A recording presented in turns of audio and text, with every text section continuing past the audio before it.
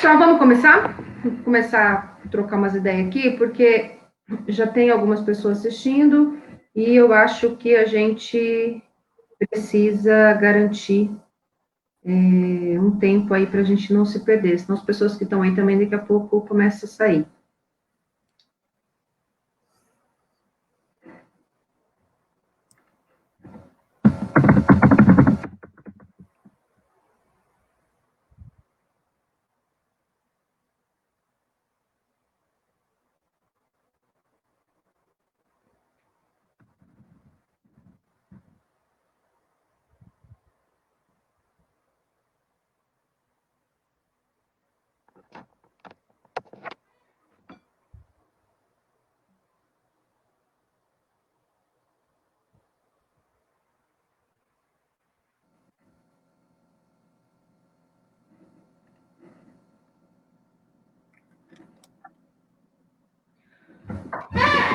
Boa noite, pessoal. Estamos aqui hoje começando uma live com a proposta de discutir um tema que para nós é muito caro, a reforma administrativa. O governo federal apresentou aí mais uma proposta de retirada de direito e nós precisamos compreender o que é isso, né, para a gente poder organizar a luta e se preparar para o próximo período.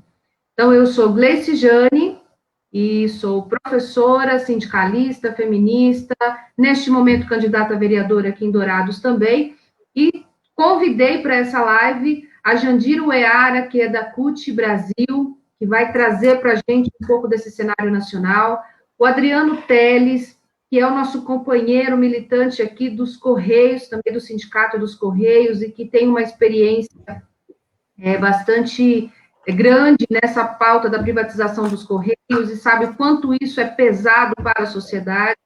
Né? E temos aqui o companheiro Brumati também, que faz parte do Sindicato da Educação e é um companheiro de luta com quem eu milito aqui há muitos anos também. E hoje nós vamos trocar uma ideia sobre esses temas. Então, quero pedir uma coisa para você que está nos assistindo pelo Facebook. Compartilha, comente, curta, convide os seus amigos e as suas amigas para assistir, porque essa é uma pauta que vai além da classe trabalhadora, dos servidores e servidoras do serviço público, mas é também uma pauta que diz respeito a toda a população, porque o serviço que está em debate é a oferta do serviço público. Então, gente, Jandira, fala um oi aí para a gente, dá uma boa noite aí, vamos nos apresentar rapidinho, e daqui a pouco a gente entra no debate. Oi, Gleice, boa noite, obrigada, Vite. Pena não poder estar aí em Dourados, cidade que eu já visitei, gostei muito e pretendo voltar. Né? Adriano, meu boa noite para você, para o Bromate, companheiro de luta. Né? E, bom, eu estou aqui falando aqui de São Paulo, de Diadema, no ABC, né? E vamos conversar aí sobre essa questão de mais esse ataque, que é um ataque muito duro, muito difícil, que nós vamos ter que nos organizar para poder derrotar, né, esse governo que tantas ataques estão fazendo contra a classe trabalhadora no país. Tá? É um prazer estar aqui com você, viu, Gleice? E também te parabenizar e te agradecer por ter assumido essa tarefa coletiva tão importante, né, que é estar se colocando como candidata a vereadora, né? Você que é uma mulher feminista, de luta, guerreira, que tantas batalhas importantes já fez em Dourado. Dourado merece ter uma vereadora como você, Gleice.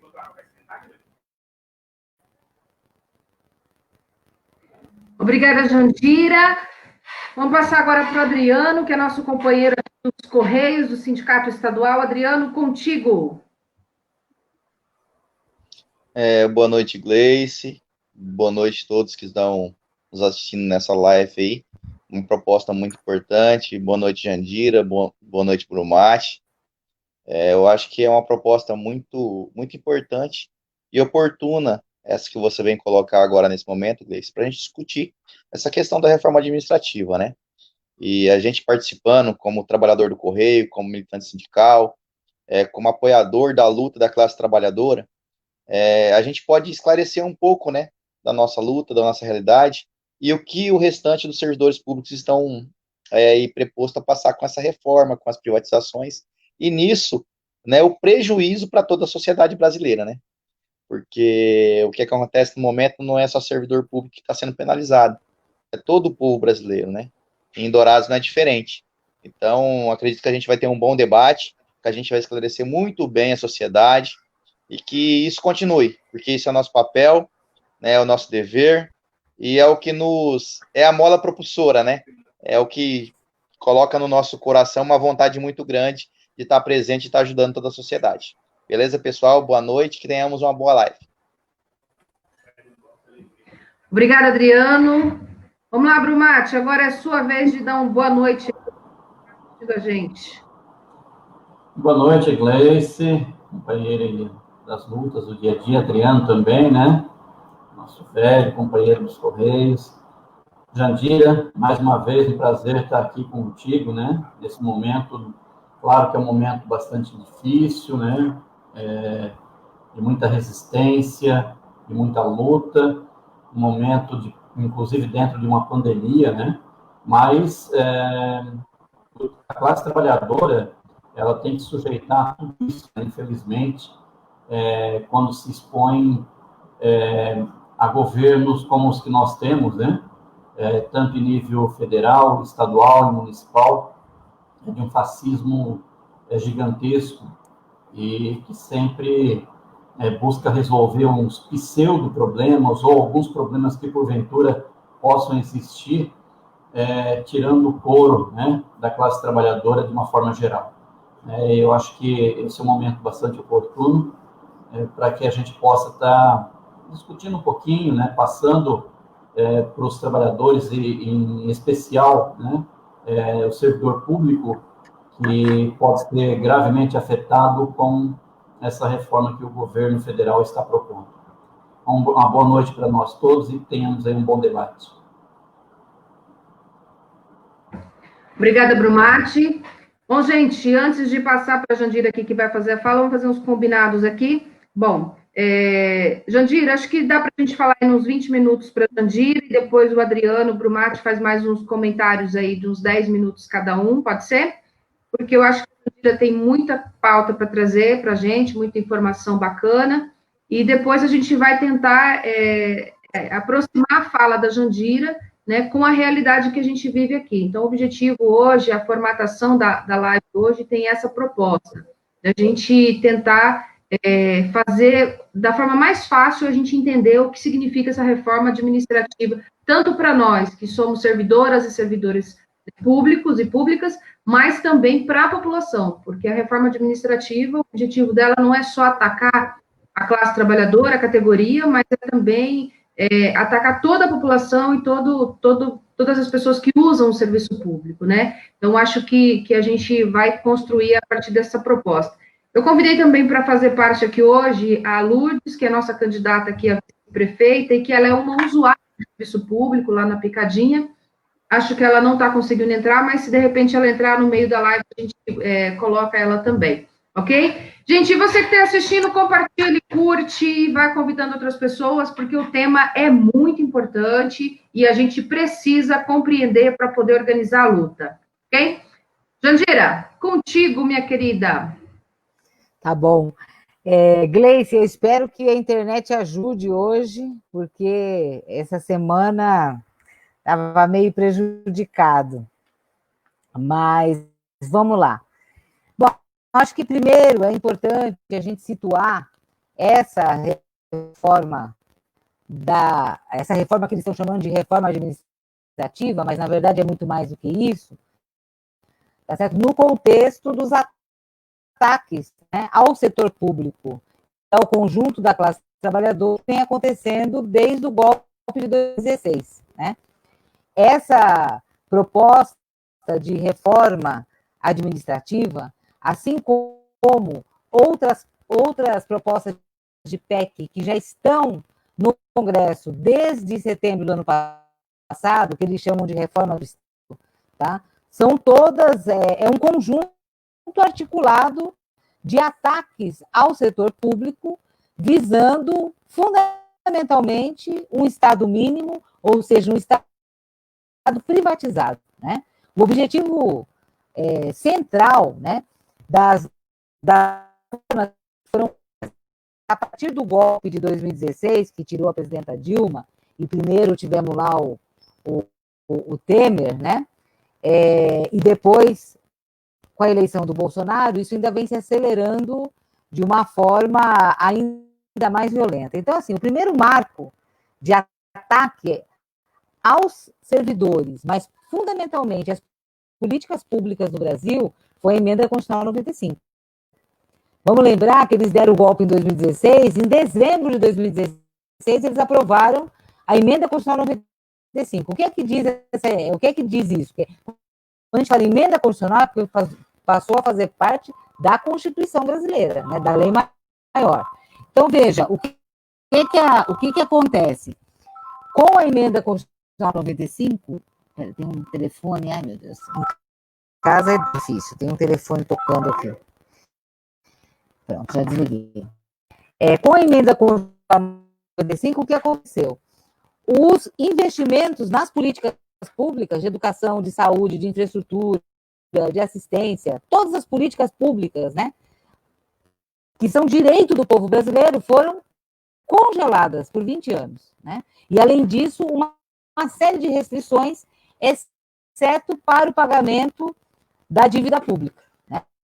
Porque o que é a dívida pública, tá certo? São os títulos, né, que a maior parte de banqueiros, de grandes empresários comprou, né, que são pagos a juros altíssimos e que escoam bilhões e bilhões, né, de reais, né, durante esse período todo, né? Então, veja, o golpe de 2016, que já começou a fazer isso, transferir, né, recursos públicos, recursos do povo brasileiro para banqueiros e de grandes empresários, né? A emenda constitucional 95, quando fala, nós vamos congelar todos os investimentos em saúde e educação nesse país, tá certo? Mas vamos preservar, né, o pagamento, né, da banca, do capital financeiro. Isso é tirar dos pobres para dar para os ricos.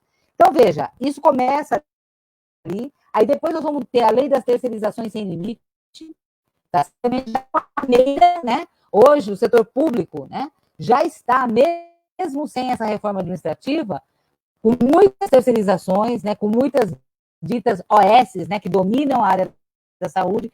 A gente vendo no Rio de Janeiro agora, em todo o país, na verdade, os escândalos, né, de corrupção durante a pandemia, certo? Muita corrupção, né, intermediada por essas ditas OS, organizações sociais, que nada mais são que empresas que estão privatizando, né, principalmente a saúde no Brasil. Aí depois nós vamos ter a reforma trabalhista, tirando direitos dos trabalhadores do setor privado, mas não só, né, introduzindo um monte de possibilidades de contratação precária, tá? Que é como vocês vão ver, eles agora querem também introduzir no setor público, né? Acabar com os concursos, tá certo? Concurso só para pouquíssimos cargos, para que possa contratar da forma mais precária. Não é contratar a CLT, é contratar precariamente, né, os próximos servidores. Então, a reforma trabalhista ela já vai servir de base também, tá certo? Para a precarização que está prevista nessa reforma administrativa, depois a reforma da Previdência, tá certo? Inviabilizando, dificultando a aposentadoria para a maior parte do povo brasileiro. Bom, ano passado, eles já protocolaram, o governo Bolsonaro já protocolou no Congresso, já está lá, né?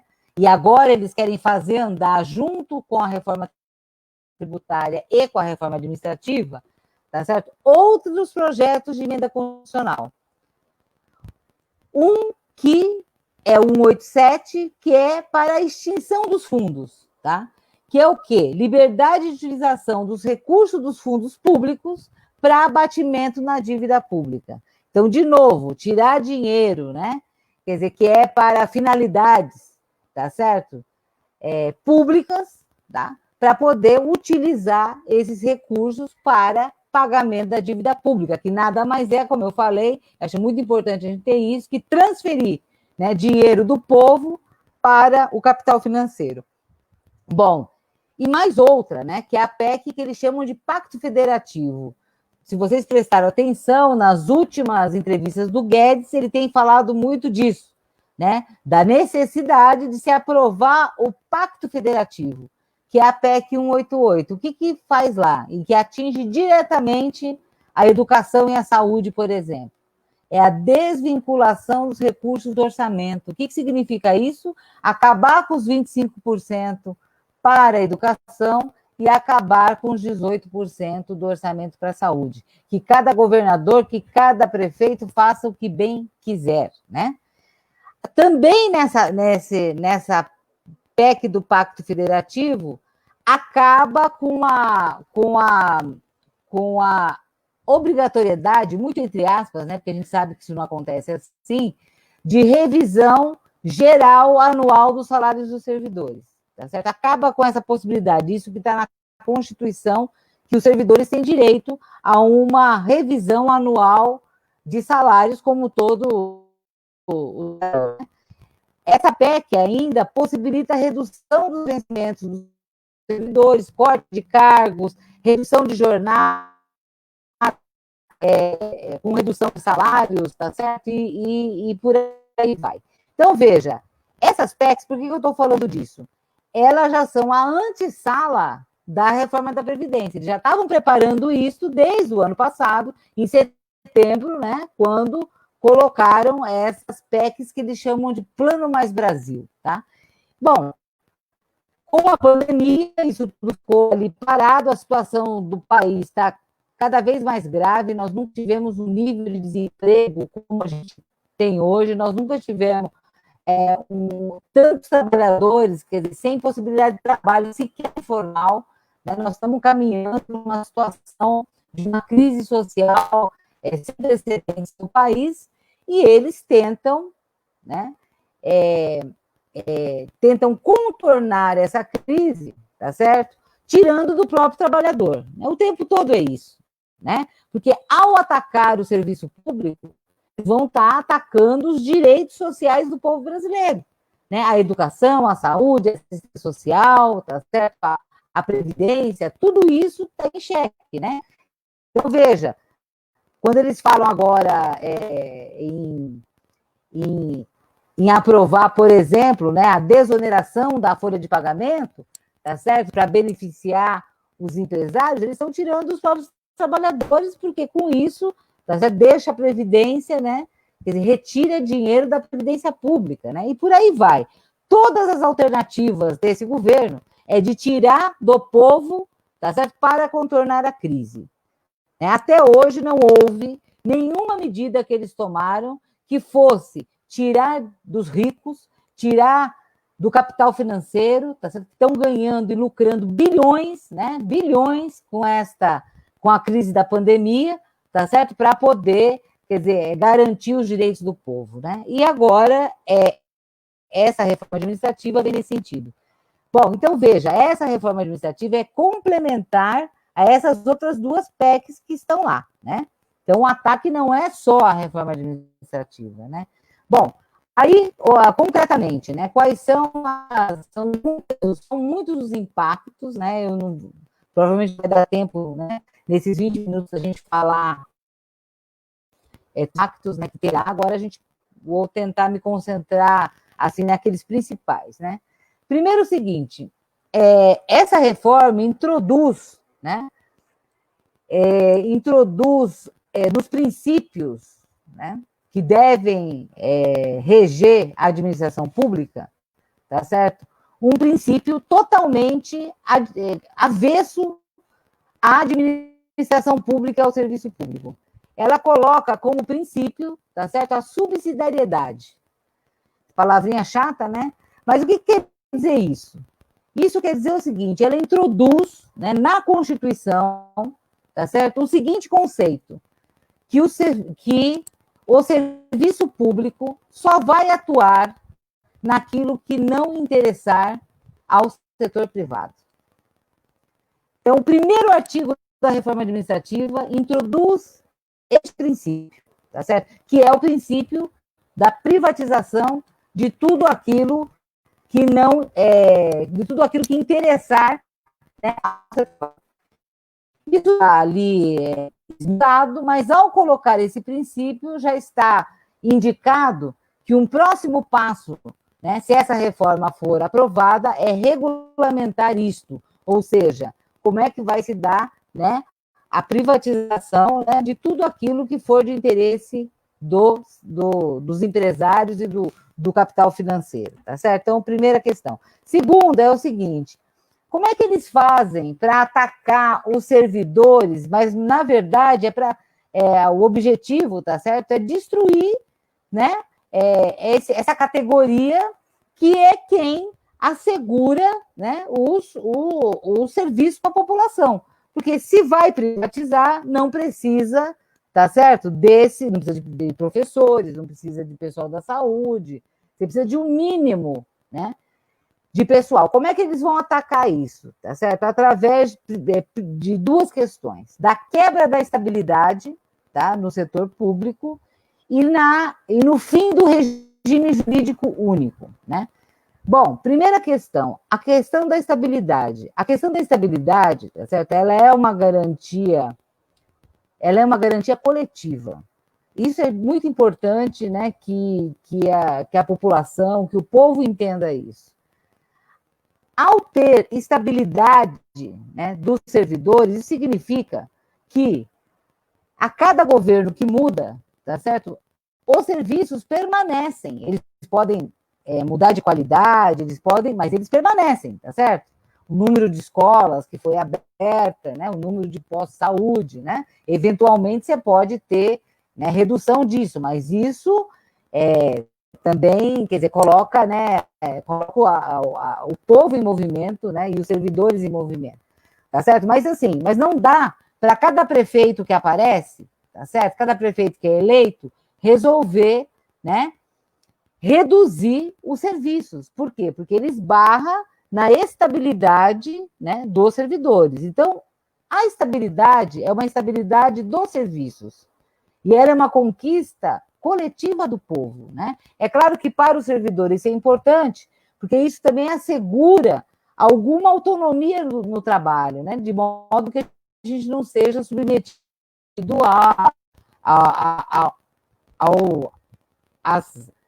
ao autoritarismo, às imposições, né, dos governos de plantão.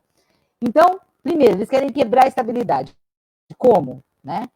Primeiro, o seguinte: eles dizem que isso estará assegurado para os atuais servidores. Não é verdade. Eu vou explicar já por quê.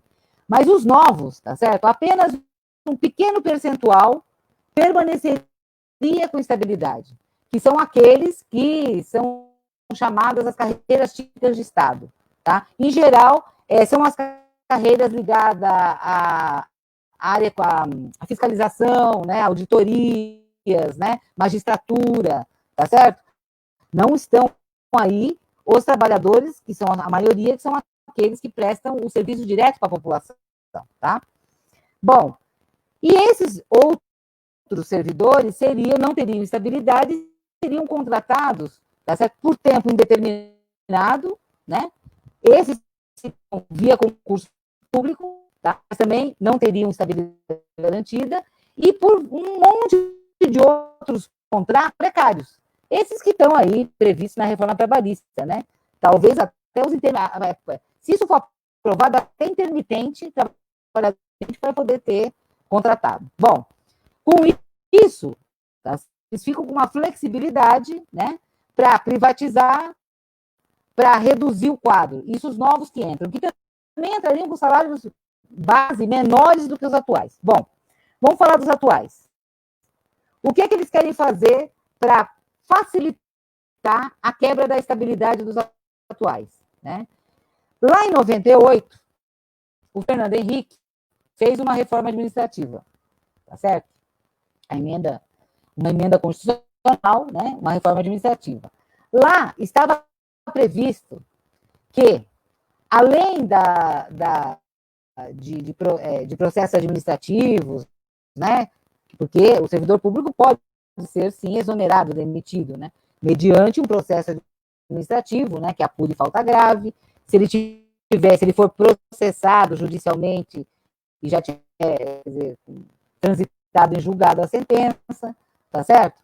E também também tem as questões da lei de responsabilidade fiscal, que se passar de determinado limite, né, isso já é o começo lá, né, do estrangulamento neoliberal, lá em 2001, tá certo? Também pode começar gradativamente a demitir, chegando inclusive nos estáveis. Bom, mas o que ele introduz, o Fernando Henrique?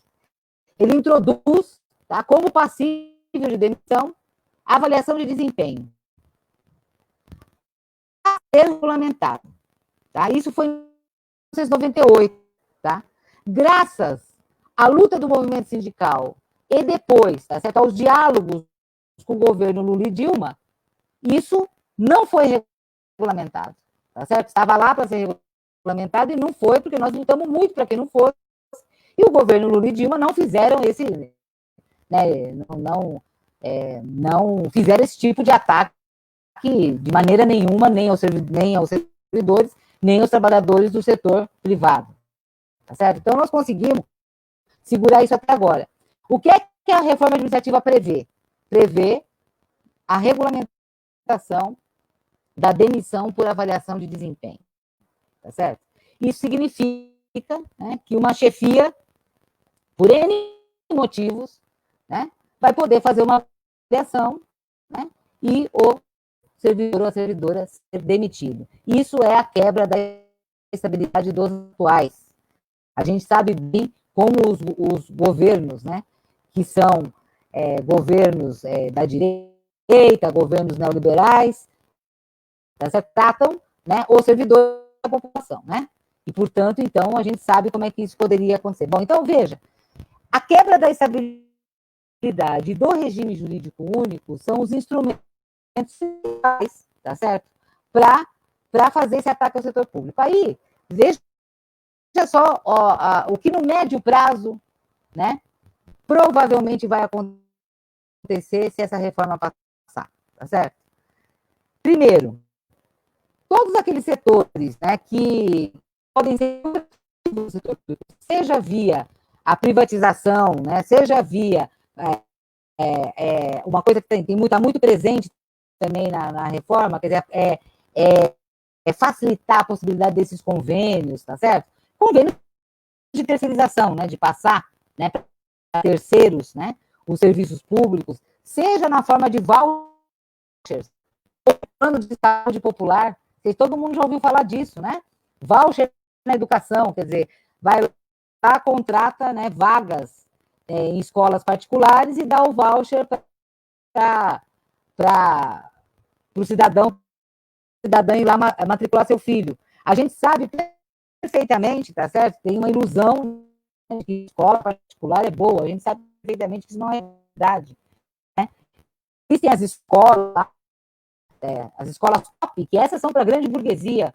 Filho de trabalhador nenhum vai ter voucher para essas escolas, né? Quer dizer, ou seja, isso significa, quer dizer, além de não ter um plano político pedagógico, né, além de não ter um projeto de educação, né, para o país, né, significa uma pulverização e a terceirização, uma destruição da educação como a gente nunca viu. Né? Na saúde é a mesma coisa, tá certo? É contratar plano de saúde barato, né? Quando a gente está vendo agora a necessidade, tá certo? Que tem o SUS. O SUS é um patrimônio que a gente tem que defender com unhas e dentes, né? É um sistema de saúde que, se fosse investido o que tinha que ser investido, porque só nesses anos, desde o golpe, já foram mais de 30 bilhões que foram retirados do SUS, nós teríamos situação melhor de combate à pandemia. Né? E hoje o que está segurando nesse país é a sociedade do SUS. Então, veja, privatização, tá certo? Por um lado, daquilo que é lucrativo, e por outro lado, gente, é voltar para a época dos coronéis. Porque a assistência social, tudo aquilo que não dá lucro, tá certo? Eles vão poder jogar para entidades, né, privadas, aquelas ditas assistenciais, né? Que de assistencial não tem nada, sabe disso, tá certo? Que muitas nas mãos hoje de grupos, né, né, a igrejas, né, ultra-reacionárias e conservadoras, tá certo? E até, né, gente, ao próprio crime organizado, como nas grandes cidades a gente tem visto cada vez mais, né, setores, né, do crime organizado, tá certo? Atuando, né, via essas entidades, né? Então, veja, é uma destruição total do setor público, né? E o meio para fazer isso é atacando os servidores. Né? O meio de atacar a população, de acabar, né, com o serviço público no país, é atacando os servidores. Tem uma série de detalhes, tá certo? Eu não sei se aí em Dourados, eu não me lembro se vocês têm instituto próprio de previdência municipal. Tem, então, veja, os institutos próprios, tá certo? Estão fadados à falência total. Porque, veja, se não vai entrar mais, né, estatutários, tá certo? Se não vai entrar mais gente via concurso, tá? Se os contratos serão precários, isso significa, em pouco tempo, o definhamento e o fim dos institutos próprios de previdência. Portanto, os aposentados e aposentadas precisam se mobilizar contra esta reforma, tá certo? Então, veja, nós, para ir concluindo, para depois vir as questões, que são muitas outras questões que tem, eu toquei em algumas, né, que me parecem muito centrais. Agora, veja, nós precisamos fazer uma luta muito grande. É uma luta que envolve servidores, que envolve a classe trabalhadora organizada de conjunto, portanto, os outros setores organizados, né, certos bancários, o pessoal da indústria, o pessoal, os rurais, né, os correios, né, que, aliás, fizeram uma luta heróica, né, importantíssima, assim, importantíssima, né, na luta contra a privatização, e a gente está vendo que o Estado brasileiro está totalmente tomado pelos privatistas, né, quer dizer, que basta ver o que foi o julgamento, né, da questão dos Correios, né, totalmente inconstitucional, totalmente fora, quer dizer, para serviço mesmo, né, dos privatistas e do governo Bolsonaro. Então, nós vamos ter que fazer uma luta muito grande que envolva também a população, que precisa entender o impacto dessa reforma na sua vida. E os aposentados precisam vir para essa luta, porque os institutos próprios, eles vão falir. Não tem saída para o Instituto Próprio de Previdência e não tiver entrada de novos servidores. Não existe saída para isso. Então, assim, é muito grave, né, o que está posto para todo mundo, né, e por isso nós temos que fazer esse combate. Acho que por hora, não sei se eu passei do tempo, acho que pode ficar por aí, e aí a gente vai conversando.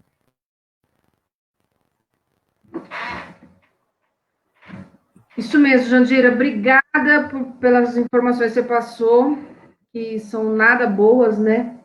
Dá, assim, uma vontade de tirar esse governo logo para a gente poder recuperar o país, que a gente está perdendo muita coisa, né? E eu convidei, assim, bastante. Hoje eu passei a tarde aqui chamando, principalmente o pessoal do grupo administrativo da educação, que a gente tem pautas aqui polêmicas também na rede municipal.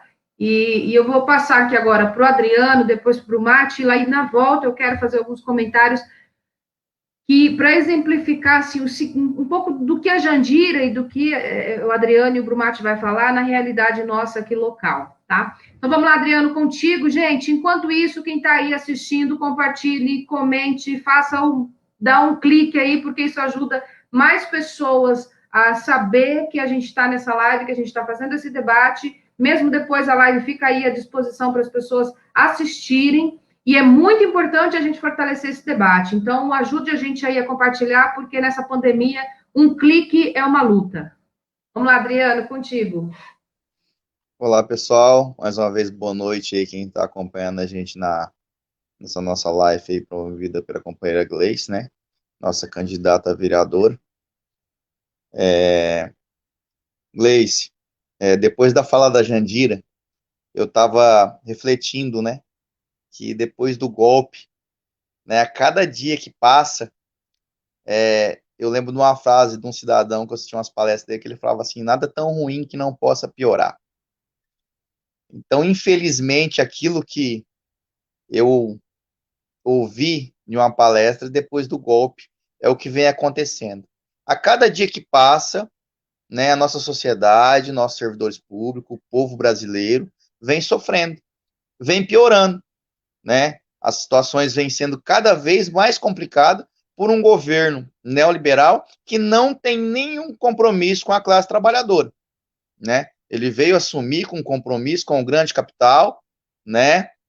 Em que vem passando a mão mesmo nos grandes desse país, em quem detém a riqueza desse país, e o povo que produz a riqueza do país está de fora do plano de governo dele. Essa é a grande verdade, né? Então, assim, ouvindo a fala da Jandira, eu fico imaginando o dia de amanhã, né? Se caso nós não tivermos força para brigar contra essa reforma administrativa, que agora é uma luta do povo brasileiro. Como foi uma luta do povo brasileiro contra a lei das terceirizações, né? Que veio a 4330, que a gente conseguiu barrar, e depois veio a 4302, que já empurraram de goela abaixo, né? Que foi um pouco que a Jandira falou, que já é um começo dessa reforma administrativa. Depois veio a reforma trabalhista, né? Que já foi mais um golpe no povo brasileiro, e depois agora, né, a reforma da Previdência, que veio esmagar mais um pouco, e agora a proposta de reforma administrativa, que vem já nos atacando, mesmo antes dela estar sendo votada e aprovada. Que nós vemos o projeto do governo, né, em relação à nossa empresa, os Correios, né, empresa de Correios e Telégrafos, a gente falando em privatizações, que essa reforma da Previdência, ela vem também para acelerar esse processo, né, de privatizações. A nossa empresa foi atacada de uma forma, assim, desumana, foi um massacre do governo em relação aos trabalhadores dos Correios, e isso vai refletir na sociedade, isso é fato. A gente não fala só por defender o nosso emprego, nós não falamos só por defender a nossa categoria, nós falamos em defesa também da sociedade brasileira. A nossa empresa de Correios e Telégrafos, ela é presente em todos os municípios do país, todos, né, municípios, e alguns distritos do país também têm a presença dos Correios. Às vezes, em algum município, é só a única instituição do Estado que está presente, é a empresa de Correios e Telégrafos. Tem mais de 350 anos a nossa empresa.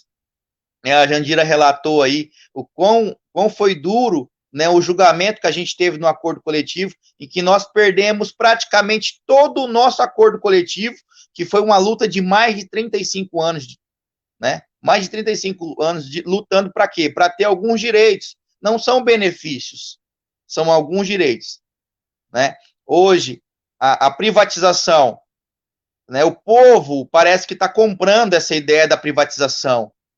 Ah, não está legal, privatiza, né? O que seria do povo se o SUS tivesse sido privatizado com a pandemia? Né? Hoje está aí o exemplo de quão grande, é valoroso, é grande esse SUS, quanto serve para nós, né? O quanto é necessário que tenhamos um serviço público de saúde, né? Hoje nós estamos no exemplo aqui da Energisa, aqui no nosso estado, e que é uma companhia de energia que tomou conta praticamente quase o Brasil todo. Antes, quando era Enersul, a gente tinha um valor de fatura de energia. Hoje nós temos o dobro ou o triplo pagando de fatura de energia. Está aí o exemplo de privatização.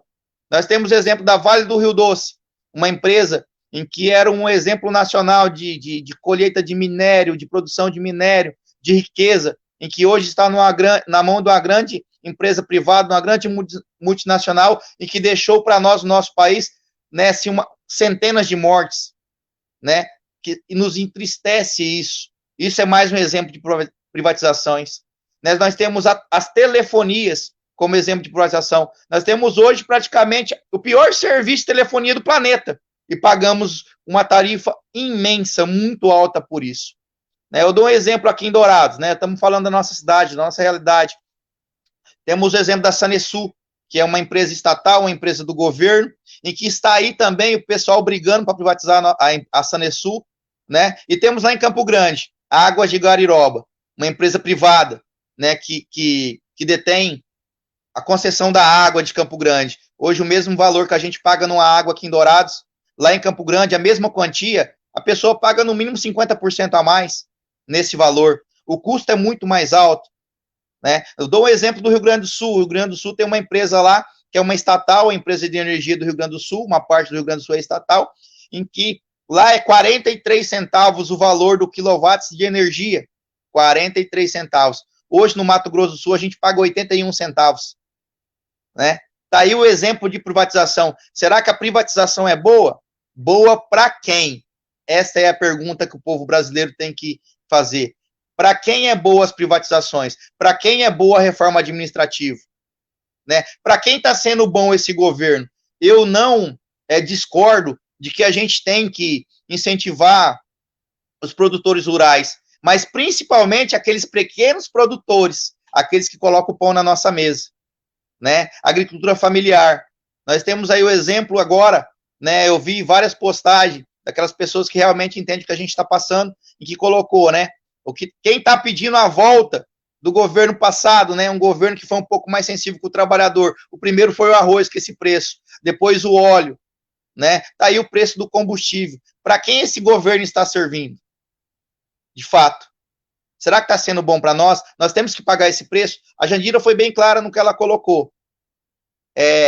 Essa reforma administrativa, ela vai esmagar ainda mais o trabalhador. Ela vai tirar ainda mais de quem é mais pobre para colocar na mão de quem é mais rico. Esse governo não está preocupado com a gente. Infelizmente, não está preocupado com a gente. Isso é prova. O povo está sofrendo demais. 13 milhões de desempregados no país, né, em que ele quer acabar com a instabilidade do servidor público, colocar ainda mais desempregados ainda no país e contratar com mão de obra muito mais barata e precária.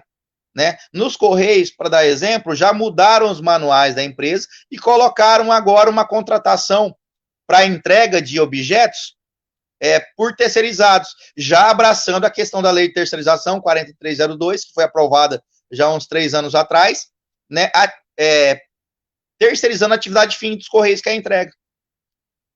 Isso pode acontecer na educação, isso pode acontecer na saúde, isso pode acontecer na Previdência Social, isso pode acontecer em todos os órgãos que é necessário para a nossa sociedade. O Brasil não está preparado para o serviço total ser privatizado. Nós não temos condições e nem dinheiro para isso.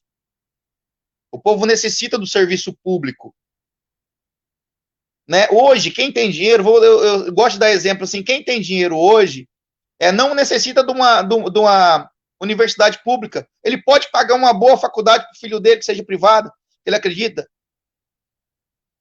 Ele pode ir no hospital privado, ir lá e pagar a consulta, pagar uma cirurgia, pagar o que ele quiser. Ele tem dinheiro, nós não temos dinheiro para isso. Nós precisamos do SUS, o SUS de qualidade, em que esse dinheiro que foi investido, como a Jandira colocou, que vai lá e contrata escolas particulares para dar um voucher para a gente colocar os nossos filhos nas escolas particulares. E nós, às vezes, ficamos contentes com isso. Isso está errado. Nós devemos ter escolas públicas boas. Esse dinheiro investido nessas escolas particulares, esse dinheiro investido nos hospitais privados, tem que ser investido na saúde pública. Nós precisamos lutar pelo bem comum. Pelo bem comum. O que é o bem comum? Que todos tenham direito e acesso à saúde, à educação de qualidade, a transporte de qualidade. Não que tenhamos de forma diferente. Esse é o nosso recado, né? Eu acho que já me prolonguei um pouco. Eu acho que o debate está sendo muito bom, a Jandira esclareceu demais, e que eu queria colocar para a sociedade, né? Quando a Gleice me convidou para a gente falar principalmente por questão de privatizações, que vem no pacote da reforma administrativa, né? É um pacote só. A sociedade tem que entender, privatização é ruim. Temos que deixar de lado aquele sentimento que servidor público é tranquilo, que servidor público ganha muito, servidor público é isso. Isso não é realidade. Temos exemplo dos professores, temos exemplo de nós dos Correios, temos exemplo de vários servidores da saúde, administrativo do Estado, administrativo da educação. Pergunta, quem conhece um servidor administrativo ganha menos que o salário mínimo, gente. Então, essa realidade tem que mudar. Nós temos que valorizar o serviço público, porque é isso que vai garantir para nós que tenhamos, pelo menos, acesso à educação, acesso à saúde, acesso à universidade pública, acesso a alguma coisas, as coisas que realmente nós, que não temos condições de pagar, precisamos. tá, pessoal? Esse é o nosso recado. Queria agradecer muito a companheira Gleice pelo convite, né? E vamos ouvir o nosso companheiro Brumati aí, e no decorrer do debate, novamente a Jandira, a Gleice, e agradecer a todos que estão nos ouvindo aí nessa live, nos assistindo, prestigiando, e que possamos agora também, não podemos deixar de falar isso, nós estamos pagando o preço do nosso voto. Isso que a gente está pagando é o preço do nosso voto, vamos cometer o mesmo erro agora nas eleições municipais. Temos que começar a mudar isso agora. Tá joia, gente? Boa noite. Obrigado por enquanto. Obrigada, Adriano. Obrigada, Elaine, também, que está aqui acompanhando. A Elaine, que é presidenta do Sindicato dos Correios, que está acompanhando aqui, fazendo comentários, né, importante. O Adriano tem feito uma luta fantástica junto com a Elaine, com o Correio aqui, na defesa dos Correios, né, e justamente para que a gente tenha esse serviço, porque é um serviço que vem aqui até nossas casas entregar. Não é só conta, né, Adriano? Porque as contas estão chegando por outros caminhos, mas que chega um documento, que chega algo que a gente precisa, né? As pessoas que precisam comprar uma medicação, às vezes que não tem aqui, né? As famílias que têm essa dependência, precisa do serviço do Correio, é o Correio que faz esse trabalho, e a gente sabe que se privatizar, esse trabalho é um trabalho que encarece e que não chega em todos os lugares, né? Então, manter o serviço público é garantir serviço para todas as pessoas, né? Quando a gente privatiza, a gente tira o direito das pessoas de ter acesso a esse serviço. E eu só queria fazer um comentário, antes de passar para o Brumati, que o serviço público, Adriano, ele não é só para quem não tem dinheiro, não, porque a gente tem, assim, essa ideia de que nós que não temos acesso às condições melhores de recurso financeiro, a gente utiliza mais o recurso público. Mas as pessoas que têm plano de saúde, quando tem uma doença grave e que é cara, quem paga é o SUS, não é o plano de saúde. Porque a hora que passa do limite do plano, isso vai para o SUS, é o SUS quem banca boa parte também do sistema de saúde, né? As pessoas que vão até a feira dos IPs, aqui o Parque dos IPs, para comprar produtos orgânicos, talvez não saiba, mas toda aquela feira ali, ela é resultado também de um trabalho do serviço público, né? Todo o trabalho, a universidade, por exemplo, a UFGD, ela tem um papel importantíssimo no desenvolvimento local de uma região e na produção de alimentos saudáveis, e isso é resultado de um trabalho de uma universidade pública, que tem essa preocupação, né? Então, são pessoas que estão se beneficiando do resultado do serviço público, né? A gente que precisa, que reclama o tempo inteiro aqui porque a rua tem buraco e que precisa asfaltar a rua, né? Essa é uma reclamação que a gente faz o tempo inteiro. Esse é o serviço público. Então, se o serviço público, ele atende as pessoas de um modo geral, é o serviço público que faz esse trabalho. O empresário que tem lá vários funcionários, né? E que os seus funcionários precisam de um atendimento de saúde, que precisam de uma creche para as crianças que estão ali, tudo isso é serviço público. Então, a oferta do serviço público, ela não é um serviço só para nós que não temos dinheiro para pagar esse trabalho. Ele é um trabalho que tem reflexo também, né, em outras partes da população. Eu estou vendo aqui que parece que o Brumati caiu, e eu estou aqui falando até ele voltar. Então, eu vou continuar falando aqui, enquanto ele retorna, que o Brumati vai falar um pouquinho para a gente sobre as reformas que está rolando no serviço estadual, né, Brumati, também um pouco aqui do estado, do município. Brumati, você já voltou, então eu vou passar aí a palavra para você. Faça um comentário aí, o que você está pensando sobre isso também, as suas impressões sobre essa reforma, e depois a gente volta aqui.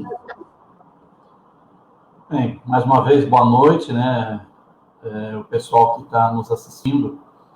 É muito importante esse debate a respeito desse tema, mas é bom que a gente diga também que esse não é um ponto isolado, não é uma situação isolada, isso faz parte de um conjunto, e às vezes você pode imaginar assim, um conjunto de destruição do serviço público, mas que, na verdade, ele vem para uma destruição daquilo que foi construído logo após o regime militar, que é o processo democrático e também a construção da Constituição Federal desse país, né? Então, nós precisamos ter a compreensão de que todas essas pseudo, né, reformas, porque quando a gente pensa em reforma, vem à nossa mente algo de positivo. Quando você fala em reformar a casa, você vai transformá-la, né, para que fique melhor do que está. No entanto, quando se houve reforma em nível governamental, o que a gente percebe é que a destruição de muitos serviços, de muitos setores, de muitas questões que estão servindo, né, a sociedade e que, no entanto, governantes que têm um perfil bastante diferenciado daquilo que nós acreditamos, né, que é o governo que pensa num Estado mínimo, que pensa numa sociedade em que todas as pessoas que nela vivam estejam numa condição socioeconômica favorável, né, e que ela própria ela caminha por si. Né? Então, eu costumo pensar e dizer o seguinte, que é muito fácil governar para rico. Né? É uma maior maravilha, não precisa nem ter governo para governar para rico. As pessoas mesmo tomam conta da sua vida, da sua rua, da sua casa, colocam segurança privada, enfim. Né? Escola particular, plano de saúde particular, enfim. Tudo que você possa imaginar que tem que ser atendido pelo público, né, que o governo, que a sociedade ela tem que bancar para servir aqueles que não têm condições, né, por uma diferença de nível social, isso tem que ser oferecido pelo público.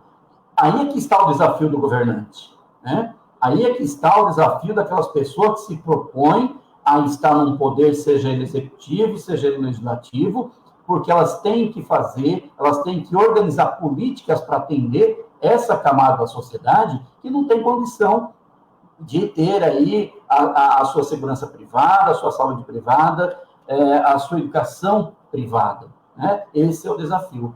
E por isso mesmo, aí eu sou muito assim enfático em dizer que essas pessoas que vão para o governo e pensam em privatizar é porque elas não têm condições de atender, elas não têm condições de ter políticas para atender o social. E daí elas querem jogar na mão da iniciativa privada, se desfazer, lavar as suas mãos. Isso é muito cômodo. Né? E nós estamos vendo aí, no nosso país, em nível federal, como disse a Jandira, 2016 para cá, acontecendo isso. E no nosso estado não é diferente. Né? Nós tivemos um período... que eu sou do estado desde 89, né? Não sou tão velho assim no estado, né? A Gleice nasceu no estado, o Adriano penso que também, né? Mas eu vim para cá em 89. E de lá para cá nós tínhamos naquele período governos que não olhavam para a população como nesse aspecto, né? De atender a coletividade, um estado bastante reacionário, né? Ainda dirigido por muitos que a gente chama de coronéis, né? E na eleição de 98 do Zeca do PT começou a mudar isso. E nós, a partir de então, tivemos algumas reviravoltas, alguns crescimentos, né? Em políticas sociais, e que depois passou também em perdendo a eleição, né? O Partido dos Trabalhadores, passamos a ter alguns prejuízos, e que vem se acentuando gradativamente. Né? Então, nesse governo do Reinaldo Azambuja, que é um governo do PSDB, que é um governo liberal, né? Desde o princípio, desde quando ele começou, ele tentou, né, executar, tentou colocar algumas políticas dentro desse Estado que tem um viés liberal, extremamente liberal.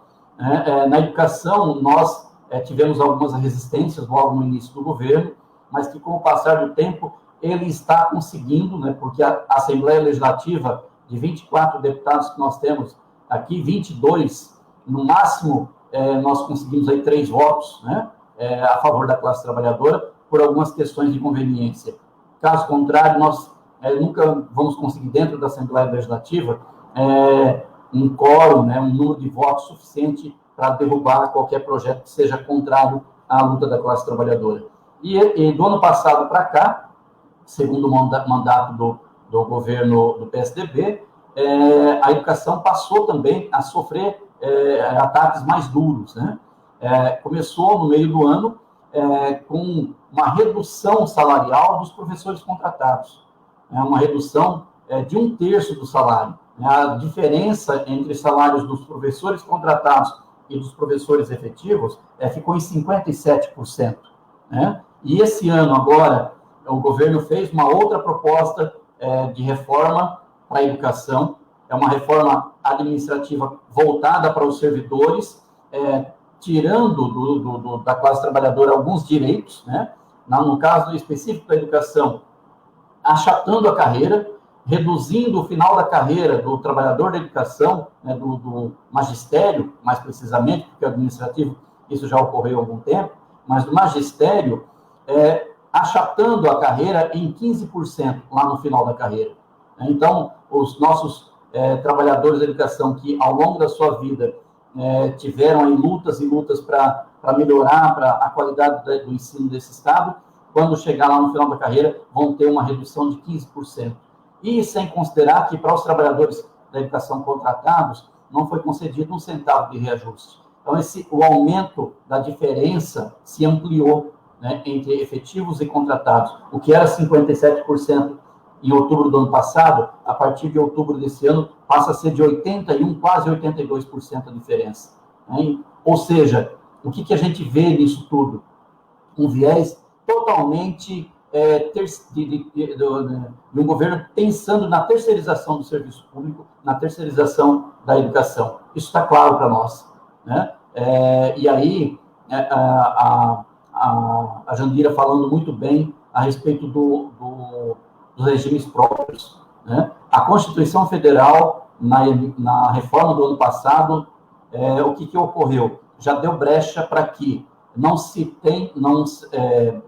deu brecha não, para a questão de não criar mais novos regimes de previdência própria, está lá, não pode se criar mais regimes próprios de previdência, mas deu abertura para serem fechados os já existentes.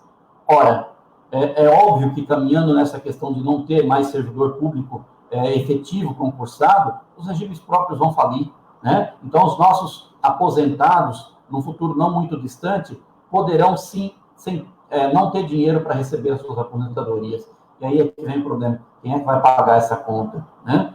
Porque o serviço público, os servidores não serão mais efetivos, provavelmente estarão no INSS também sucateado, também arrebentado, porque esse é o objeto do Paulo Guedes, acabar inclusive com o INSS para jogar tudo no sistema privado, nos regimes de previdência complementar privados, né? Para os banqueiros continuar lucrando milhões e o Paulo Guedes também se beneficia com isso. Então, os servidores públicos do município de Dourados, né, que nós não temos, nesse momento, uma perspectiva de uma reforma administrativa, pode colocar as barbas de molho, né, porque nós temos aí 7 candidatos a prefeito em Dourados, e esses dias atrás, nós vimos uma matéria em que um deles, né, muito alinhado com o projeto do governo federal,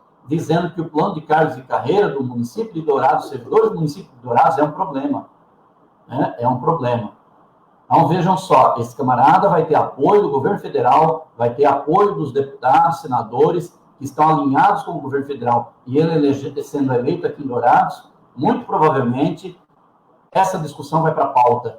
E a reforma administrativa, que, claro, eu estou me referindo a uma particularidade, né? Algumas questões muito particulares, que são os planos de cargos e carreira, sem considerar o amplo que já foi debatido, já foi colocado aqui pela Jandira, muito bem colocado, por sinal. Mas, gente, eu gostaria de fazer uma menção à questão do Correio, Adriano, se me permite. Né? Você disse que o Correio está em todos os setores, em todos os municípios desse país. Né? E é lá que chega o serviço público.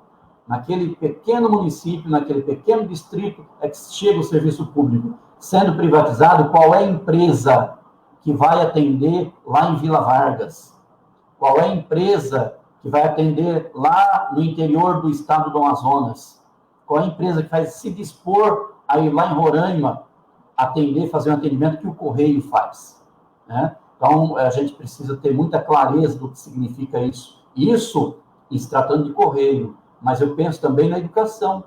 Qual é a empresa que vai se dispor a oferecer escola lá no Amazonas, nos ribeirinhos, né, para esse mundão desse país que nós temos aí, lá na Caatinga, no Cerrado. Qual é a empresa de educação que vai querer fazer e prestar um serviço desse lá, né?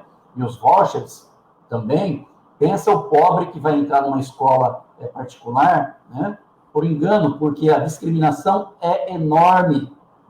Né? Escolas privadas que atendem uma elite não vão aceitar, assim, de qualquer jeito, os filhos dos pobres das periferias com os seus vouchers.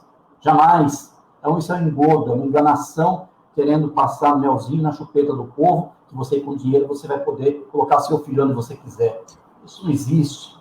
Isso é um absurdo que se coloca para a população, e muita gente acredita nesse tipo de conto de fada, né? Então, e uma outra situação da saúde. Nós tivemos aqui em Dourados um hospital que, no período da pandemia, não recebeu nenhuma pessoa com Covid-19. Ela fechou as portas, ele fechou as portas para pessoas doentes do Covid-19. E se nós não tivéssemos os hospitais públicos, né, os hospitais que pudessem estar atendendo a essa população carente da cidade, como é que ficaria? Né? Então, são coisas para a gente estar refletindo, estar avaliando, né? Que o serviço público já está dizendo, não é do servidor público, mas o serviço público é do público, é da população. Ela tem que se apoderar disso e saber que isso é uma utilidade dela, população que precisa desse atendimento. Era isso que eu tinha para colaborar, Gleice, Jandira, mais uma vez, obrigado, Adriano, e as pessoas que estão nos ouvindo. Obrigada, Brumati. Eu vou pegar aqui um gancho na fala do Brumati para a gente tentar exemplificar um pouco mais isso, né? O Brumati fala do serviço público, onde é que ele chega, e assim, vamos pensar nas escolas, né? Onde é que as escolas iriam chegar se elas fossem todas privatizadas, onde é que elas não iriam chegar? E quando a gente fala isso, na nossa conjuntura atual, em que depois de muitos anos a gente conseguiu conquistar a escola para todo mundo, onde a gente conseguiu conquistar esses direitos do público para o povo brasileiro, parece que são coisas irreais, né, que não existem, mas a gente precisa lembrar que a educação não é algo que todo mundo teve a vida toda. Recentemente a gente conseguiu oferecer escola próximo das pessoas. Né? A gente tem um índice ainda de pessoas analfabetas muito grande, isso é resultado de projetos anteriores em que não tinha o serviço público como uma prioridade. Então, isso não é algo irreal e impossível de acontecer. Né? O próprio serviço público, recentemente eu conversava com a minha mãe, lembrando de como era isso na minha infância. Isso é muito recente, o processo de construção do SUS e de atendimento público a todas as pessoas. O SUS é muito novo, é um projeto novo, né? As escolas democratizadas é um projeto novo, né? A democratização da escola é basicamente um projeto que a gente iniciou nos anos 90, anos 2000, depois de toda uma luta que a gente teve na década de 70, década de 80. Então, a gente está colhendo frutos de uma luta da democratização do serviço público. Então, perder isso, para nós que hoje estamos vivenciando, parece algo impossível, mas não é. Para quem está destruindo tudo isso, isso é uma coisa completamente natural, porque nós não tivemos isso a vida inteira. Né? O Brasil, a democracia no Brasil, a democratização do serviço público é algo muito, muito recente, né? Então, imagina como seriam as escolas para as pessoas que moram nos distritos, para as pessoas que moram no campo, né? Ontem, por exemplo, eu conversava com a nossa candidata a vice-prefeita aqui, ela contando a experiência dela, antes do governo Tetila, por exemplo, super recente, né? O governo Tetila, na década no início dos anos 2000, ela falava da dificuldade que era para chegar até o ponto de ônibus, para poder pegar um ônibus e vir até a escola. E logicamente, que poucas pessoas tinham essa condição de fazer todo esse trajeto, porque eles tinham que acordar de madrugada, era muito difícil, as pessoas simplesmente não estudavam. Essa realidade mudou em algumas regiões com os governos progressistas que chegaram e entenderam que a educação tinha que ser um direito para todo mundo, né? Eu queria aqui fazer um outro exemplo, assim, de como que significa essa reforma na prática para a gente compreender, porque como nesse momento, assim, a gente está vivendo um momento de muita fake news, e as pessoas não estão acreditando muito no que a gente fala, parece que a gente fala de coisas absurdas, mas é importante que as pessoas peguem o documento, leiam o que está hoje no Congresso, o projeto que está hoje no Congresso, ele prevê, basicamente, o fim da oferta do serviço público. Ele prevê a privatização praticamente de tudo, porque ele diz o seguinte, que as carreiras típicas do Estado é que não poderão sofrer interferência. O que significa isso? Né? Qual é o ponto? Qual é esse conceito? É o conceito de que tudo aquilo que hoje é oferecido de alguma forma pelo serviço privado, ele não precisa ser oferecido pelo público. Então, se nós temos hospital privado, logicamente, automaticamente, a gente não teria necessidade de ter uma oferta do serviço público. Se nós temos escolas privadas, então a escola não teria necessariamente que ser oferecida pelo serviço público. Né? Se nós temos segurança privada, nós não precisaríamos também de todo esse serviço público. Né? Então, assim, o que realmente torna-se público dentro desse conceito? Né? É um debate que depois de aprovado ainda vai ser muito questionado, mas basicamente a vista de fiscalização, talvez o Ministério Público, o Poder Judiciário, né? Esses serviços que são hoje e que não estão na reforma, né, nesta reforma, né? Agora, os outros setores todos podem ser bastante prejudicados. O que isso significaria para nós, por exemplo? Né? Vamos compreender aí, compreendendo pela realidade do município. Nós vivenciamos, alguns anos passados, a situação de sai prefeito, entra prefeito, prende prefeito, solta prefeito, a gente viveu tudo isso aqui. Durante todo esse processo de confusão política no município, as escolas continuaram funcionando, os postos de saúde continuaram funcionando, a saúde continuou funcionando, o serviço público continuou funcionando. Continuou funcionando porque nós temos funcionários e funcionárias públicas que dão sequência a esse trabalho. Né? Então, não é o prefeito que oferta o serviço público, é a condição do Estado. Então, servidores e servidoras públicas têm essa função de servir ao público, independente de qual é o projeto que o governo tem. Né? Nós tínhamos, há um tempo atrás, essa coisa da precariedade do trabalho, né? As condições em que a gente pode chegar. A gente já tem uma experiência aqui no município de Dourados, que é a experiência das contratações no município e também no Estado, né?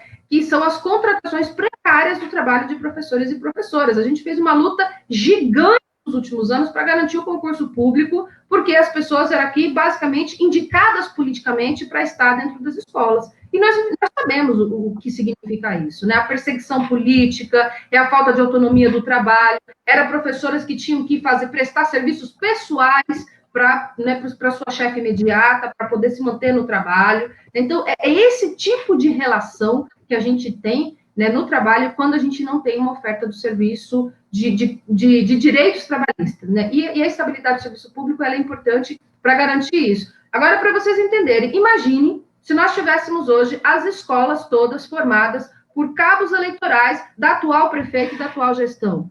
Né? Uma perguntinha para vocês pensarem aí um pouco, né? Uma gestão que não tem projeto, uma gestão que a gente não sabe para onde chega, né? O que seria hoje da saúde pública, da educação pública, se nós não tivéssemos servidores e servidoras com estabilidade e que pudesse tocar o trabalho, que pudesse organizar o trabalho educacional, né? Sem medo de perder esse emprego. Então, assim, para a gente refletir um pouco o que significa a necessidade de garantia do serviço público. Nós que somos servidores e servidoras públicas, nós lutamos sempre pela valorização profissional, obviamente, porque é a nossa categoria, essa é a nossa luta. Mas essa não é uma luta somente para nós. Essa é uma luta que tende a servir à população douradense. Então, como é que fica a população diante de uma reforma que desestabiliza e que destrói todo o Estado? Né? Dentro dessa proposta aqui, ela não extingue totalmente o concurso, mas o concurso passa a ter limitações, e ele não necessariamente vai ser um concurso de estabilidade, né? Eu assisti recentemente um debate sobre juristas falando sobre o projeto de lei para tentar entender um pouco o que é que está escrito, quais são as interpretações possíveis do projeto. E nós poderemos ter concursos públicos, onde as pessoas vão passar na prova, vão assumir esse concurso, vão passar 2 anos trabalhando em regime de experiência, e após esses 2 anos elas perdem o direito a continuar no trabalho, perde a estabilidade e volta tudo de novo. Então, assim, é algo extremamente grave. Bom, a Jandira já colocou aqui para a gente a questão dos institutos previdenciais, né? Nós temos aqui hoje o Previde, no Estado a gente tem a GEPREV, e o que se coloca junto com isso, o risco que nós temos dentro da reforma administrativa, é justamente a nossa aposentadoria. A gente corre o risco de não ter mesmo recurso depois para poder garantir isso, né? Enfim, acho que tudo que está colocado aqui, acho que já tinha uma música das meninas, né, que cantavam há um tempo atrás, que dizia que o motivo todo mundo já conhece, que é o de cima sobe e o de baixo desce, né? Porque todo o projeto econômico hoje do governo federal é para atender as grandes corporações de educação, as grandes corporações de saúde, é para atender os banqueiros, elas não são para atender a população, né? Então, nós, que somos usuários e usuárias do serviço público, que somos servidores e servidoras do serviço público, nós temos uma obrigação de lutar pela manutenção desse serviço. É urgente que a gente compreenda e que a gente faça uma luta organizada, né, para não permitir que essa reforma passe da forma que ela está. Quer dizer, ela não teria nem que estar lá. E nós temos um complicador nesse momento, né? Porque algumas reformas, alguns projetos anteriores desse ano, né, a gente via aí que tinha uma instabilidade política dentro do governo. Mas nessa semana a gente viu aí o Maio, o Alcolumbre, né, o Guedes, todo mundo abraçado em torno da destruição do serviço público, né? E isso tem que ficar muito, muito fácil para a gente entender. O projeto é a destruição do serviço público. E a gente precisa observar assim, quem está sendo servido com essa destruição. Nós perdemos direitos trabalhistas, mas quem se beneficiou? Também não é o pequeno empresário aqui, que tem uma loja, que tem uma empresa com poucos funcionários, esse não é beneficiado. O beneficiado com isso são as grandes corporações. E a gente precisa entender isso. Que a gente criou uma diferença aqui entre o trabalhador que está numa condição de patrão, mas que é um patrão que também é tão trabalhador como os outros trabalhadores que trabalham com ele, né? Mas não é esse patrão que está sendo beneficiado, é o grande empresário das multinacionais, enfim. Eu não vou me estender muito aqui, porque a gente fez um combinado de não demorar muito, porque as pessoas... a gente está com um monte de live hoje, a gente estava com 3 lives aqui, mais 2 junto com essa, competindo espaço, que são lives fundamentais. Então, as pessoas depois querem assistir também, então vamos tentar ser um pouco mais sucinto. Eu só queria dizer uma coisa para vocês. Em breve, o Adriano falou aqui da questão da Sanesul, e, de fato, nós temos um problema seríssimo com a Sanesul no Estado, né, em alguns lugares tentando privatizar a Sanesul, e nós vamos fazer uma live em breve com o Lázaro, que tá no sindicato da Sanesul, e que vem já discutindo essa situação, para a gente entender o que significa esse trabalho para nós. A Sanesul aqui, Jandira, é o serviço de água oferecido para nós, esgoto, aqui no Mato Grosso do Sul, do saneamento básico. Então, nós vamos entender o que é isso e por que nós também temos que defender e os riscos que a gente está correndo com a privatização também da Sanesul. Bom, gente, eu queria só fazer alguns comentários aqui, bastante gente comentando, né, bastante pessoas aqui participando, Cideril, Lindinalva, Wilson Lopes, do sindicato, que também fez aqui algumas considerações em torno dos Correios, a Séries, que está lá em Salvador assistindo aqui com a gente, obrigada, Séries, pela audiência, o Robenildo, que falou aqui sobre a carreira dos administrativos da rede estadual. Robenildo, passando essa reforma administrativa do Estado, nós vamos ter outro enfrentamento que é a reforma administrativa a reforma federal, né? Nós vamos ter outro problema que será as reformas administrativas do Estado e municipal. No município aqui nós temos, inclusive, o PCCR, né, que vem com força, provavelmente no próximo ano, a gente já tem observado um pouco isso, inclusive nessa eleição está em pauta o PCCR, a gente sabe que isso vem com força para a próxima eleição, né? E a carreira do administrativo do Estado, que sem reajuste há mais de 5 anos, sem aumento,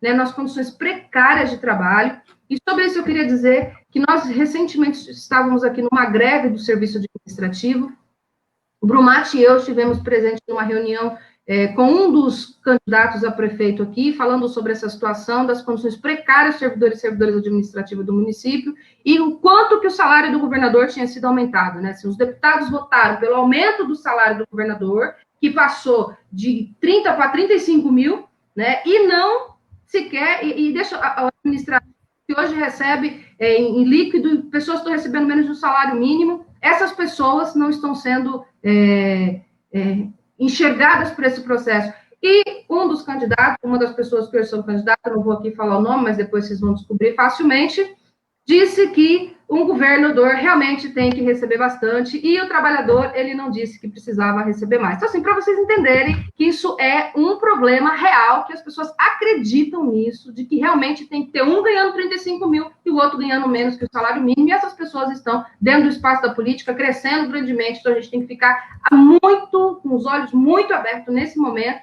né, para a gente não cair nessa armadilha. Aqui assistindo também, Vanderlei, a Cris está aqui dizendo, né, parabéns pela iniciativa, obrigada, Cris, a Cris também, que é uma companheira de luta fantástica, a Zelba Medeiros, que é uma servidora administrativa, sabe o que é isso, né, Zelba, na rede estadual, né, a Elisa, que está aqui com a gente também, enfim, gente, bastante gente aqui acompanhando a live, acho que eu não vou conseguir dar conta de falar de todo mundo, a Josiane Peralta também, oi, Josi é minha amiga de infância, hein, Josi, estamos aqui junto na luta, Ana Lúcia dos Santos, Lindinalva, Janira Ortega, enfim, várias pessoas aí participando. Obrigada pela presença, obrigada pelo apoio nessa luta, nesse momento importante. E eu quero aqui, para a gente ir encerrando, eu vou passar aqui as considerações finais e fazer o contrário agora. Vou começar pelo Brumati, Adriano e Jandira. Pode ser? Brumati, com você agora. Bem, só para agradecer, né, Gleice, agradecer especialmente a Jandira, né, daí de São Paulo, né, a Diadema, está conosco mais uma vez, né, Jandira, não é a primeira, eu espero que não seja a última, né, que você atende aí um pedido nosso, da Gleice, dos companheiros aqui, para estar falando, debatendo esses assuntos conosco, né, que são importantes para a gente levar um pouquinho para a sociedade douradense, né, para os trabalhadores, trabalhadoras, né, o significado de algumas dessas reformas, de alguns desses projetos nefastos, né, que estão aí, e que nós precisamos estar tomando consciência deles e lutar contra eles, né? Então, agradecimento a você, Jandira, a Gleice, Adriano está dividindo aí conosco, né, esse momento, essa oportunidade, e as pessoas que estão nos assistindo, né? Obrigado pela participação de vocês e espero eu, nesse momento, que tenhamos atingido o objetivo e as expectativas de cada um de vocês. Boa noite a todos, muito obrigado. Obrigada, Brumati. Adriano. Então, queria agradecer, né, a Gleice pelo convite, agradecer a Jandira por esse esclarecimento maravilhoso aí, de trazer esse conhecimento para a gente. Isso é muito bom. Agradecer ao Brumati por estar participando aí, dividindo com a gente, né? Agradecer a todos que nos ouviram, que tiveram a oportunidade e a disposição para estar conhecendo um pouco mais sobre a questão de reforma administrativa e de privatizações.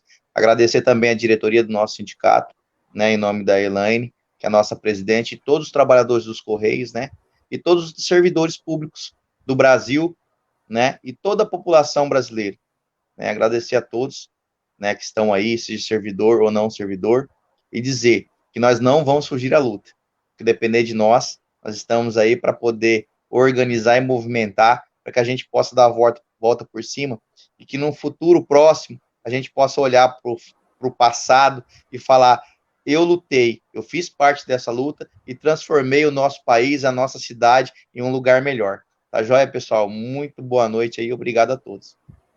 Obrigada, Adriano, pela sua participação, obrigada pela sua luta, tão importante também para nós, de outras categorias, né?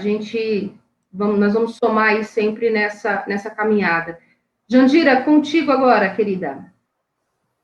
Bom, foi muito legal estar aqui com vocês. Eu tenho certeza, pelo que eu conheço das lutas de Dourados, né, que vocês vão estar nessa luta, vão fazer sua parte, entendeu? Vai ter um significado muito importante, né, para a organização no Mato Grosso do Sul. Aí em Dourados, eu me lembro que quando eu estive aí, eu fui numa reunião muito significativa com várias entidades dos movimentos populares, do sindical. Vocês já foram precursores, né, da organização popular, antes de existir a Frente Brasil Popular, né? Aí em Dourados tinha, não me lembro o nome, mas um fórum muito importante de luta, né? Acho que esse fórum precisa agarrar essas lutas, que junto com o movimento sindical a gente conseguir derrotar o governo Bolsonaro. E, por fim, o que eu queria dizer é que a Gleice tocou nessa questão, né? Não tem saída para a classe trabalhadora com o Bolsonaro. Não tem saída para a classe trabalhadora com esses que nos golpearam, né? Com esses que retiram direitos, que criminalizam os movimentos, que tudo para enfraquecer, né, o movimento sindical, que fazem de tudo para enfraquecer as possibilidades da classe trabalhadora de dar a volta por cima, reverter esse quadro e derrotar esse governo. Então, assim, todas as lutas que a gente faz cotidianamente, elas têm que ir para uma direção, né, e nisso as eleições municipais também são muito importantes, tá certo? Uma direção do povo, da classe trabalhadora, acumular forças para poder, de novo, tomar as rédeas desse país. Porque sem isso, nós vamos ficar o tempo inteiro nos defendendo dos ataques dos poderosos. Então, foi muito legal estar com vocês, espero em breve que acabe esse ano pandêmico e que a gente possa estar por aí para a gente conversar, dialogar e aprender, né, com esse povo de Dourados que tem uma luta extraordinária. Então, parabéns para você, muita sorte, muita força nessa caminhada agora da sua candidatura. Adriano, essa luta dos Correios, acho que foi a luta mais importante que a gente teve nesse período, né? Teve uma construção, né, de unidade importantíssima, ainda que, né, nesse primeiro momento, nesse embate, né, a gente não tenha conseguido, quer dizer, derrotar, né, esse governo. E Brumati, um abraço para toda a turma lá do Sindicato dos Professores, tá? Que também, todas as vezes que eu tive com vocês, mostra a qualidade, né, da luta, a qualidade dos lutadores que a gente tem pela educação aí em Dourados. É isso, então. Boa noite e obrigado pelo convite. Obrigada, Jandira. A Jandira falou aqui, do Comitê de Defesa Popular. Já tem 30 anos, mais de 30 anos no nosso comitê. Nós já fizemos aqui na quarta-feira passada um dia de luta contra a reforma administrativa, então já estamos em movimento aqui em Dourados, né, contra essa reforma, e eu gostaria, inclusive, de convocar todos vocês que estão assistindo, que estão compreendendo a necessidade de se colocar à disposição. A gente está num clima de pandemia, na semana passada fomos para a rua, assim, nem fizemos uma grande mobilização, porque evitar aglomeração, porque a gente também está preocupado, né? A gente precisa se cuidar da nossa saúde, e a gente chega lá na praça e é uma vontade enorme de abraçar todo mundo, de chegar perto, então a gente tem que tomar um cuidado para não convocar todo mundo para a rua, senão a gente vai se abraçar, isso não é seguro nesse momento, mas a gente está em luta, né? Eu me coloquei à disposição nesse momento para essa candidatura, porque eu entendo que a Câmara, que o lugar onde a gente vai fazer política, onde é que está se destruindo os nossos direitos, é no espaço da política, é nas câmaras municipais, é na Assembleia Legislativa, é no Congresso, e é nesse local que a gente precisa estar e que a gente precisa concentrar as nossas forças, né? E eu tenho dito aqui, com quem eu converso, que essa eleição, o nosso voto é um voto de autorização ou de recusa, de resistência a esses projetos. Então, se a gente votar em candidatos e candidatas que estão dentro dos partidos relacionados a essa política, porque esses projetos não estão sendo votados por pessoas, eles estão sendo votados pelos partidos, e a gente precisa compreender a força que tem os partidos, né? Então, quando a gente vota em pessoas desses partidos, a gente legitima o fim do serviço público. Agora, se a gente quer ser contra, nós precisamos, nesse momento, votar em candidatos e candidatas que estão contra, dentro de partidos que estão votando contra esses projetos, né? Então, e está muito fácil a gente descobrir todos esses, são poucos os partidos que não estão nesse momento de acordo com o governo. Então, a gente precisa se fortalecer junto com as pessoas que estão na luta da classe trabalhadora. Eu gostaria aqui de agradecer também a presença da Edna, que está lá no Amapá, que estava aqui assistindo com a gente, né? Eu acho que tem mais gente aqui que eu não consegui perceber, mas que participa, porque eu não consegui anotar aqui, ver todos os comentários. Peço desculpa para essas pessoas. Quero deixar um abraço carinhoso para o Adriano, com quem a gente sempre está aqui na luta, né, Adriana? A gente sempre se encontra aqui nas batalhas aqui do município, do estado, né? Há algum tempo a gente vem fazendo esses enfrentamentos. Ao Brumati, que é um amigo querido, que a gente trabalha junto na resistência da luta da educação, e temos tantas histórias, né, Brumati, que a gente poderíamos aqui passar horas contando histórias de avanço, histórias de retrocesso, mais história em que a gente sempre teve junto, né?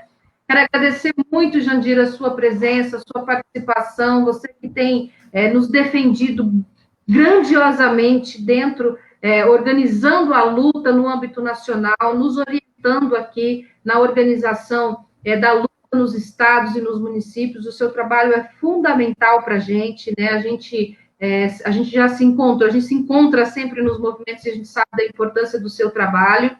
E quero agradecer também aqui a participação de cada pessoa que esteve assistindo nesse momento a live, e eu quero dizer o seguinte, nós falamos aqui de algo extremamente pesado, difícil, nós vamos ter que juntar força para a gente poder resistir. Nos últimos anos a gente vem perdendo muitos direitos, e a gente tem uma sensação de que está difícil de carregar, né? Mas eu queria dizer para as pessoas que estão assistindo que não é impossível, que é possível, né? A gente precisa, nesse momento, se organizar. A história da humanidade, ela é assim mesmo, a gente dá 2 passos para frente, 1 passo para trás, uma hora a gente ganha, outra hora a gente perde, e nesse momento a gente está perdendo, mas a gente vai voltar a ganhar de novo. Então, a gente só precisa, nesse momento, se manter junto, de braços dados, né, caminhando coletivamente, conhecendo o processo, olhando para a história, aprendendo e resistindo.